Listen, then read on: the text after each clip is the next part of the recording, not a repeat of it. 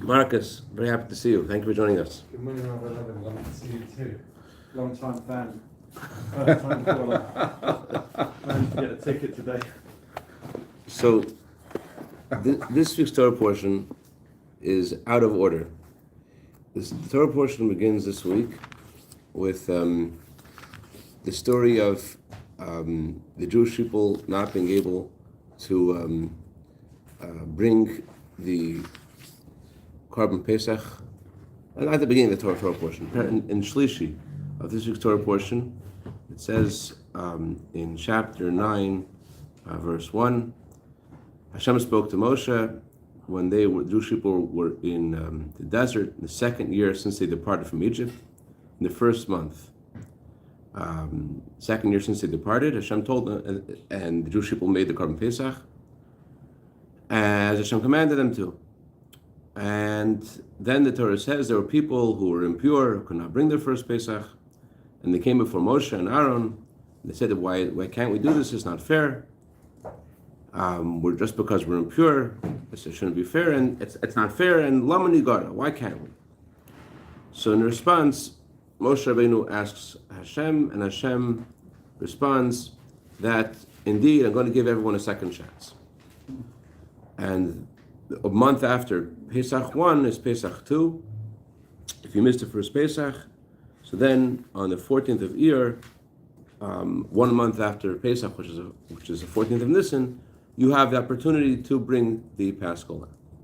Okay, so this happened again. It happened in the month of Nisan and Iyar of the second year since the departure from Egypt. Now look at the very first verse of Parshat Bamidbar, the whole book of Bamidbar. When does the book happen? When is the book said? This book happens. Hashem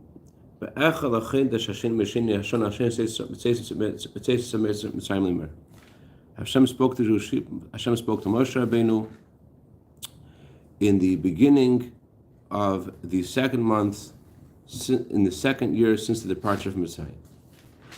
So the Torah here, in the beginning of the book of Bamidbar, it talks about what happens on the first day of Iyar, since the second day, the first day of Iyar, after in the second year of their departure from Mitzrayim. So the Torah begins Bamidbar with the second year, right? The second year, but which day of the second year? The first of Iyar. That's when we were counted. Parshas Bahalotcha talks about the first of Nisan. The first of Nisan is when the Jewish people were told by Moshe Rabbeinu to make the Korban Pesach. The 14th of Nisan, they made the Korban Pesach, and then they complained to Hashem, those who couldn't bring the sacrifice. So the Torah is going out of order. The Torah is not in a chronological order, but there's always a reason why the Torah goes out of order. So the Torah begins the book of Bamidbar with the first of Iyar when they're counted, and then it continues in Parshat Bahalotcha and talks about how they brought the sacrifice in the month of Nisan, before they were counted. You know what's going on or no? Yeah. So Rashi addresses this question. Rashi says, I'll tell you why the Torah didn't begin with the story of Pesach Sheni. The Torah didn't begin with them offering the Korban Pesach in their second year since the departure from Mitzrayim. I'll tell you why Rashi said that. Because the Torah doesn't like saying negative things, doesn't like talking about negative things. The Torah doesn't like introducing a whole book of Torah with a negative event. And this event in this Torah portion is negative. Why is it negative? Rashi says in the first Rashi over here in Shlishi,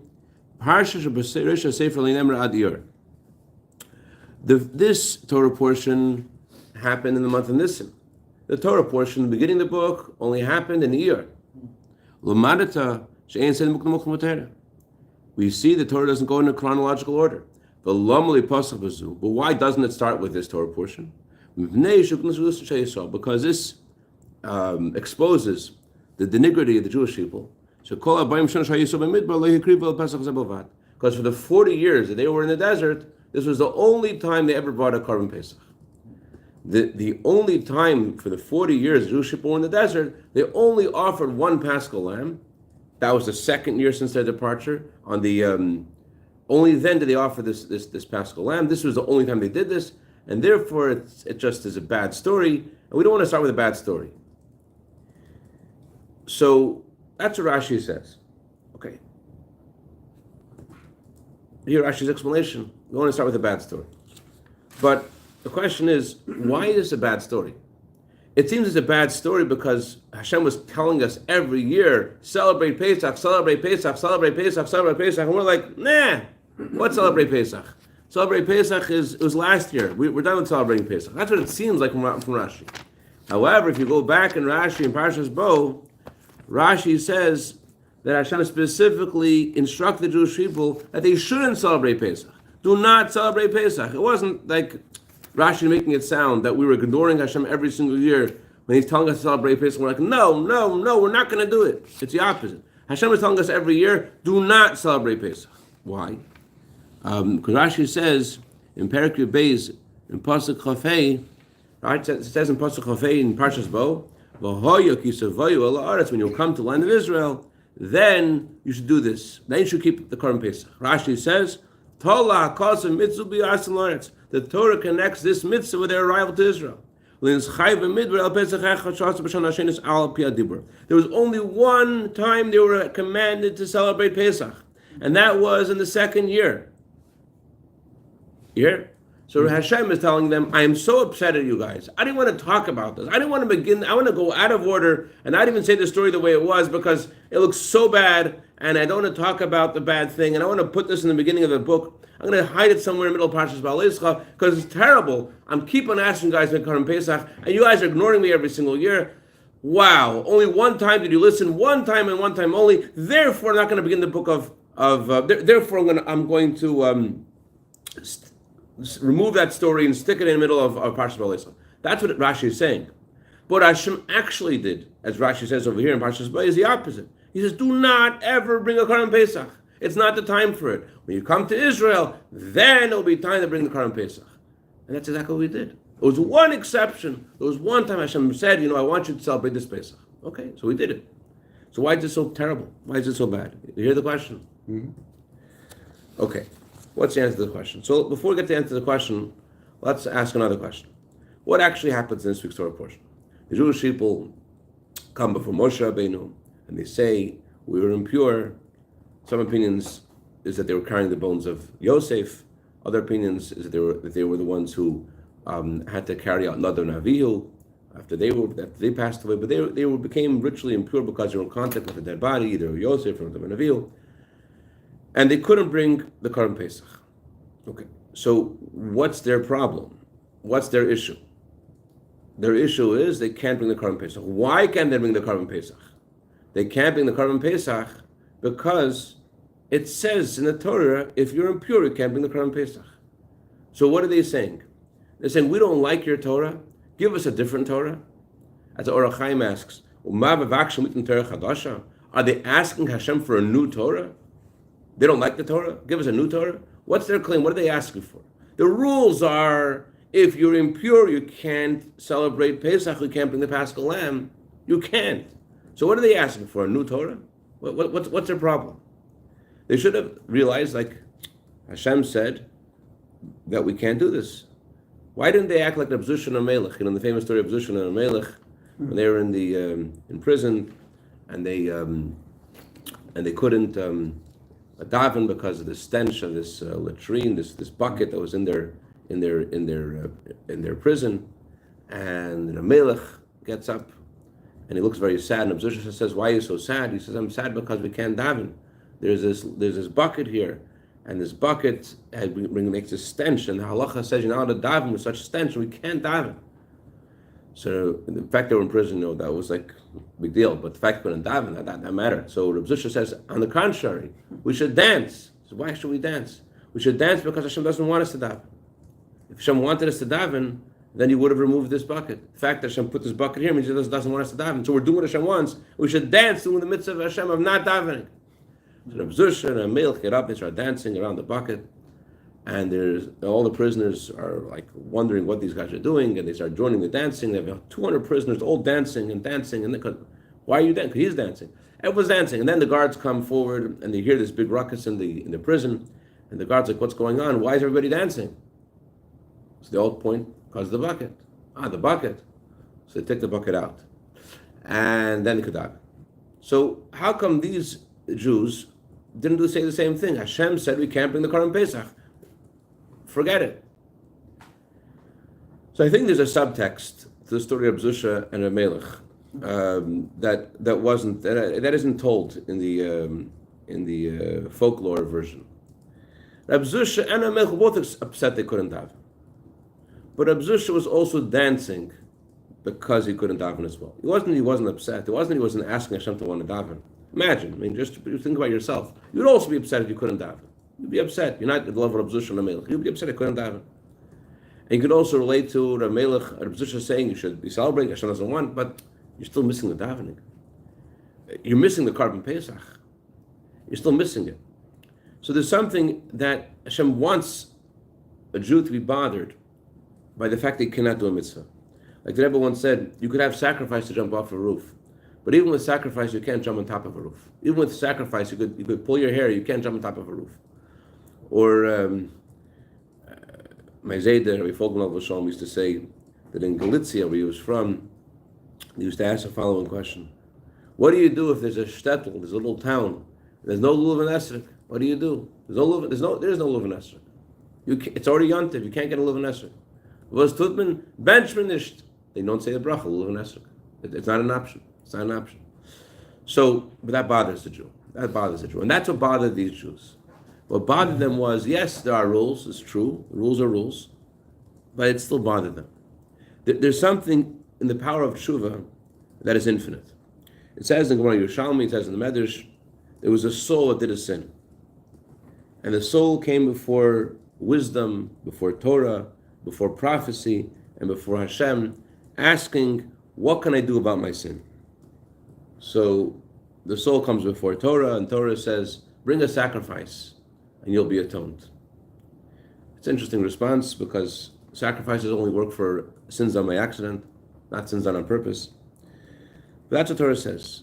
The soul asks wisdom. Wisdom says that there's no room for you in this world. You need to die to have an atonement. Ouch. The soul goes to prophecy. Prophecy says you have to have pain.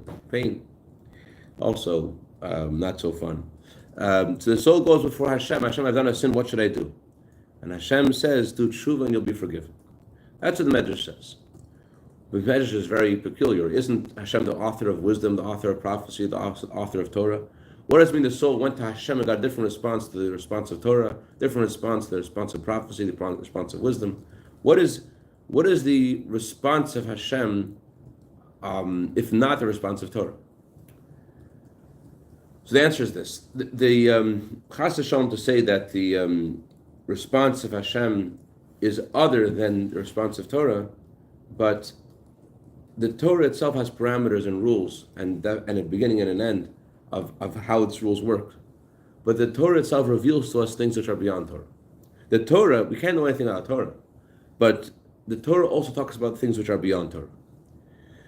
The Rebbe Rashab put it this way, if I remember correctly. The parable was of a king who made a decree upon his subjects, and whatever the decree was, the punishment for violating the decree was death. So the king's own son, living in this far-off city, he violated the king's decree, and the mayor of the city, he knew the rules. He summons the prince, and he says that you're going to get the death penalty. The prince is like, listen, the king made rules, but he would not be happy if you gave this punishment to me. I'm his son. And the minister and the prince have this debate, but the prince escapes and goes back to the king. And the prince says, of course not. Of course you should be punished like that. And the king forgives him, he's acquitted.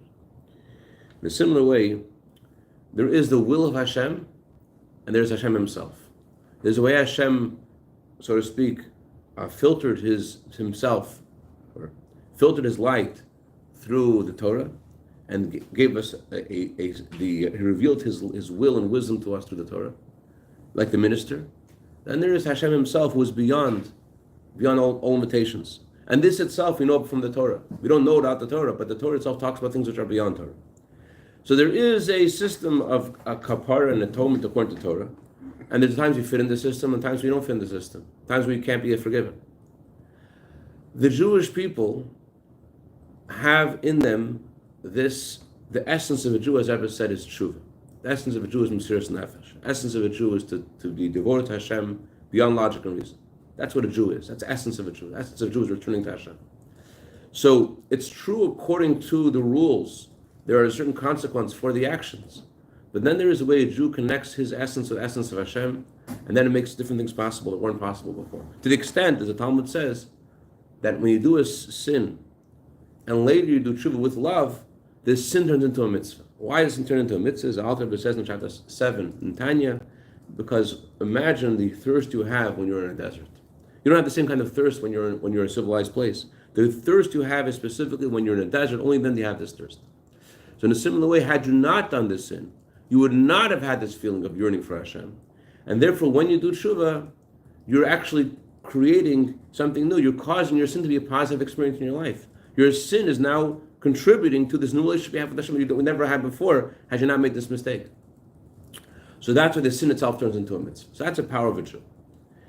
And the Medrash Yerushalmi, the Torah itself talks about the power of a Jew, which is beyond the power, beyond the restrictions and the rules of Torah. The Torah itself, we can't know anything about Torah. The Torah itself tells us about this connection we have with Hashem with the beyond Torah. And therefore, it's possible to do tshuva and be forgiven. This is also the story of Pesach Sheni. Story is the Jewish people. Yes, there are rules, but what is that? What happens to a Jew when he hears the rule? The natural feeling of a Jew is maybe like a Rebbe or a Melech. Okay, Hashem doesn't want. But there's also maybe a stronger feeling. I missed the Karm Pesach. And what does he do when a Jew has this feeling? He cries to Hashem. And what does Hashem do when a Jew cries to him? Hashem gives him a new rule. Hashem himself was beyond the parameters of Torah, gives us a Pesach Sheni, gives us something new. That's what happened in the story in this week's Torah portion. And that's why Rashi says that the Torah didn't want to start off with this story. You see who we are? There was no Pesach. There was no Pesach. There was no commandment of Pesach. What are you talking about? There was no commandment of Pesach. We should have said to Hashem, we want to celebrate Pesach again. That was so wonderful, our Pesach last year. Why can't we do that again? Oh, it says in the Torah, it can only be done in Israel. Well, it's not like Truma. The Torah says you have to give a segment, a portion of your crops to Hashem in Israel. So that's about Israel. To understand that that's something which can't be done until we get to Israel. Fine, we're not complaining about that right now. We're not in Israel. But this mitzvah of Karim Pesach, we did this in Egypt. We don't have to be in Israel to do it. We know how to do it. We've done it out without. The Torah just made this rule that you can't do it till you get to Israel. The Torah says in Parshat you come to the land, then do this. So the Torah made this rule about the mitzvah of Karim Pesach, but why would we be satisfied with that rule? Why wouldn't we turn to Hashem and say, we don't want that rule. We want to celebrate Pesach with you now. That's why the Torah calls us the niggeri, the Jewish people, that we only celebrated one Pesach. Yes, indeed, Hashem only commanded us to one Pesach. But we should have been so excited about the Pesach. We should have said, can we do that again? That was so good, Karim Pesach last year. Give us that mitzvah again. It's a fascinating idea. And the message for us is about the coming Mashiach. We think, like the previous Rebbe said, that during World War II, he said every Jew has the ability and the responsibility to bring Mashiach and to end the suffering of the Jewish people in the Holocaust. He said every Jew has to turn. Everyone has to realize the power of their own prayers, and similarly, we have to realize the power of our prayers as well, and how we could bring Mashiach. If it bothers us, Mashiach isn't here. We're the grandchildren of the ones the Torah is talking about. The grandchildren of the ones Hashem says, I can't believe you didn't ask me for Karim Pesach.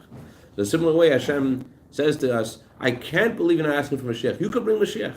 Just decide and to ask me to bring Mashiach. And the truth is, as we were discussing a couple of weeks ago, that our prayers are filled with requests about the coming Mashiach.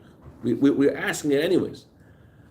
So if we're already asking it anyways, we should stop and breathe and think and talk to Hashem and actually ask them in Mashiach, because we could do it. We're the ones who could do tshuva. We're the ones who can make a Pesach Sheni. We're the ones who could have had 40 more Pesachs in the desert. So 39. So therefore, we're the ones who can make Mashiach come a day earlier, an hour earlier, a moment earlier. Chaim, let's make it happen.